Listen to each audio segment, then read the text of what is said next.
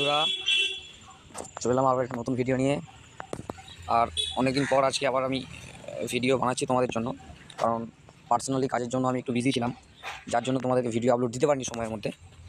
তো আজকে চলে এলাম যে নতুন টপিকটা নিয়ে, সেটা হলো টপ 5 গোল্ডেন ট্রেডিং রুলস, ট্রেডিংয়ের টপ 5 গোল্ডেন রুলস।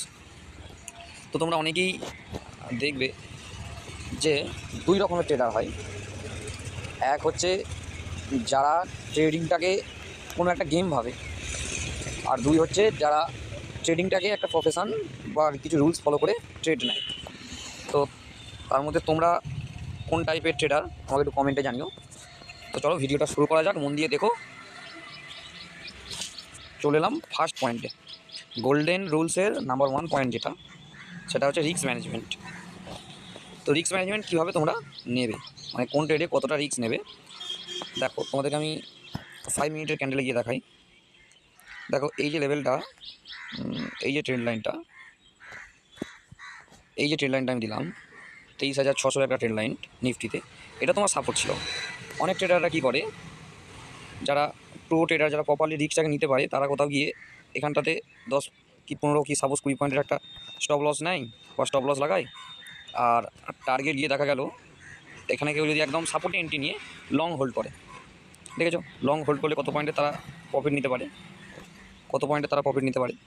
দেখো এগুলো হচ্ছে প্রো ট্রেডার যারা, তাদের সাইকোলজি। সাপোর্টে তারা ট্রেড নেয়, অর্থাৎ তোমার এই যে সাপোর্ট জোনে তারা ট্রেড এন্ট্রি নিয়েছে, সাপোর্ট জোনের নিচেতে স্টপ লস রেখে তারপর তারা ট্রেড নিয়েছে, ট্রেডে এন্ট্রি করেছে।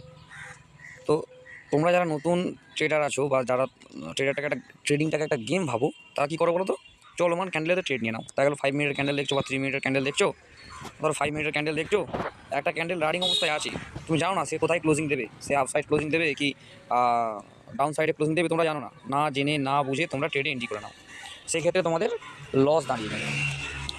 নাম্বার 2 পয়েন্ট কি না, ক্যান্ডেলকে প্রপারলি বোঝা। যেমন দেখো এখানে একটা ডোজি ক্যান্ডেল তৈরি হয়েছে, এখানে একটা হ্যাম্বার ক্যান্ডেল তৈরি হয়েছে, তারপর একটা ডোজি। এখানে প্রো ট্রেডাররা কী করবে জানো, ওরা ওয়েট করবে, এরপর প্রপার আপ সাইডে যাবার মুভমেন্ট বা সিগন্যাল না পেলে তারা ট্রেড কখনোই নেবে না। যেমন এখানে তোমরা দেখো একটা হ্যাম্বার ক্যান্ডেল তৈরি হয়েছে, এই দেখতে পাচ্ছ একটা হ্যাম্বার ক্যান্ডেল তৈরি হয়েছে, তারপর কোথাও গিয়ে একটা গ্রিন ক্যান্ডেল তৈরি হয়েছে, তারপর গিয়ে মার্কেটের মুভমেন্ট দেখো, মার্কেটের মুভমেন্ট দেখেছো, পরপর 4টে গ্রিন ক্যান্ডেল তৈরি করেছে, তারপর দেখো এখানে একটা শুটিং স্টার তৈরি হয়েছে, ওখান থেকে মার্কেট ডাউনফল এসেছে আবার সেই সাপোর্ট জোন পর্যন্ত। এই যে তোমার 23,600 সাপোর্ট জোন পর্যন্ত মার্কেট ডাউনফল আবার দিয়েছে, তারপর দেখো ওখান থেকে সাপোর্ট নিয়ে মার্কেট ক্লোজিং হয়েছে। তো এই যে রুলসটা, এই যে গোল্ডেন রুলস, আমি এমনি জিনিসগুলোকে বলছি না, কারণ এগুলো শেখার পেছনে অনেক তোমাকে টাইম দিতে হবে। কোনো ট্রেডার 3 বছর, কোনো প্রো ট্রেডারের 2 বছর টাইম লেগে যায় ট্রেডিংয়ের এই সাইকোলজিগুলোকে শিখতে। নাম্বার 3 পয়েন্ট যেটা, সেটা তুমি 30 মিনিটেও শিখতে পারো, আবার 3 বছরেও শিখতে পারো। যেমন ধরো তুমি কোনো একটা প্রফেশন নিয়ে দিন রাত সেই জিনিসটাকে ভাবছো যে এটাকে কীভাবে পসিবল করা যায়। এই যে যখন তোমার মাথার মধ্যে এটা ঢুকে যাবে যে আমি আজ এই কাজে নেমেছি, এই কাজটাকে কী করে সাকসেস করবো, আমি সাকসেসের পেছনে যখন তোমরা ছুটবে, তখন এই 3 নম্বর রুলসটা তোমার মাথায় চলে আসবে। সবসময় মাথার মধ্যে ওই চিন্তাটাই তুমি নিয়ে ঘুরবে, সেটা হচ্ছে ট্রেডিংয়ের টেনশন। সবসময় মনের মধ্যে তোমার ক্যান্ডেল স্টিক তৈরি হবে, মনের মধ্যে চার্ট তৈরি হবে, নতুন নতুন অপশান ফিউচার তোমার মধ্যে তৈরি হবে।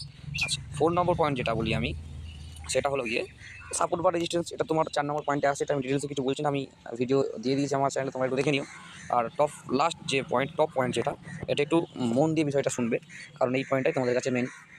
তো 5 নম্বর পয়েন্টে আমি যেটা সিলেক্ট করেছি, সেটা হচ্ছে অপশান বা ফিউচারে তুমি যখন যে অপশানে, ধরো সাপোজ আমি একটা 23,700 একটা অপশান আমি বাই করবো, সেটা সেল সাইডে হোক বা পুট সাইডে হোক, কল সাইডে হোক বা পুল সাইডে হোক। যদি তোমরা এন্ট্রি যখন করবে, তখন তোমরা এটা দেখে নেবে লো হাই, অর্থাৎ ডে লো আর ডে হাই কোনো অপশানের। তুমি ডে লোটাকে আগে দেখবে, তারপর ডে হাইটাকে দেখবে। যখন দেখবে যে ডে হাইয়ের দিকে মার্কেট মুভ করছে, তখন গিয়ে তোমরা এন্ট্রি নেবে না, কোনো ক্যান্ডেলকে আগে শেষ হতে দেবে, ক্যান্ডেলটাকে ক্লোজিং দিতে দেবে, তারপর গিয়ে এন্ট্রি করবে। এই যে পয়েন্টগুলো তোমাদেরকে বললাম, যদি কিছু বোঝার অসুবিধা হয় আমাকে কমেন্টে জানিও, আর বাকি তো আমি ভিডিওতে ডিটেলস তোমাদেরকে আরও শেয়ার করে দেবো। আর চ্যানেলের সাথে জুড়ে থেকো, বন্ধুদের সাথে ভিডিওটা শেয়ার করো।